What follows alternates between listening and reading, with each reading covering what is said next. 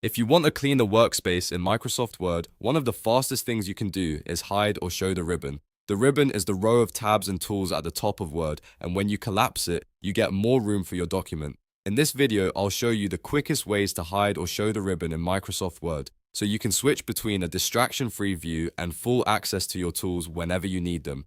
If this video helps, make sure to hit the like button and subscribe for more simple Microsoft Word tutorials. Let's get started.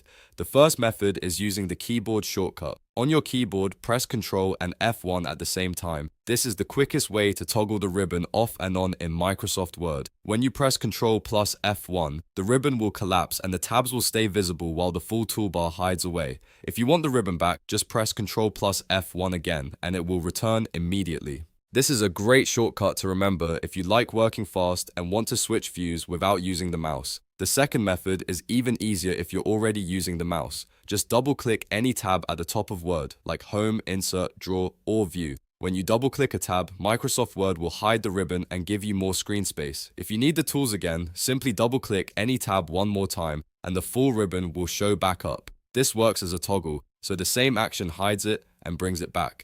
If you ever feel like Word is taking up too much space on your screen, this is a simple way to make your document area bigger.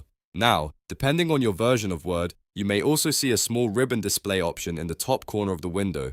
In many versions, that lets you choose between showing tabs only, showing tabs and commands, or automatically hiding the ribbon. But if you just want the fastest method, Ctrl plus F1 and double-clicking a tab are the easiest options to use. To recap, press Ctrl plus F1 to hide or show the ribbon instantly, or double-click any tab like Home to toggle it on and off.